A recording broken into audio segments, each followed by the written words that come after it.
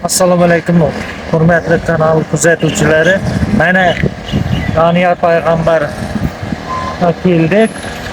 Doniyor payg'ambar haqida ma'lumotlarni shikoyat aytamiz. Doniyor payg'ambar yoniga keldik. Mana hozir bitta odamlar cho'lini qandiradigan buloq yonidamiz. Aslida bu buloq bo'lmagan.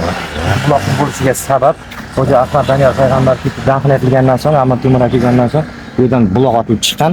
Bu buloqni bilasiz, hozir yozda suv juda sovuq bo'ladi. Qishkungina bu buloqning xususiyati yozda qishkungina issiq bo'lar ekanda.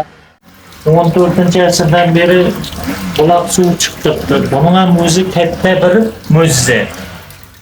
Payg'ambarimiz, ya'ni Doniyor payg'ambar haqida aytadigan bo'lsak, qo'shimcha ma'lumot beramiz. Ya'ni uni Doniyor aslida Doniyor emas, bu o'zbekcha termin tarjimasi aslida bu Daniel, ya'ni xristian, ya'ni Bibliyada buni Daniel deb aytiladi. Bizda uning talaffuzida Doniyor deb aytiladi. Qisqacha shu ma'lumotlar.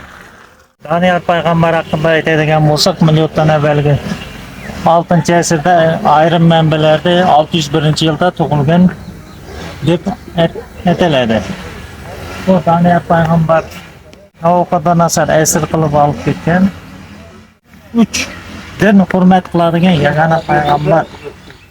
Yahudiylar, Hristiyanlar, musulmonlar hurmat bilan Doniyor payg'ambarni hurmat qiladi. Doniyor payg'ambarning qabri 18 metr. Mana ko'rishingiz mumkin, 18 metr. Sebep hakkının ayrim manbalarda hakkının qayerda ekanligini topolmaslik uchun 18 metr yetib qurilgan degan manbalar mavjud.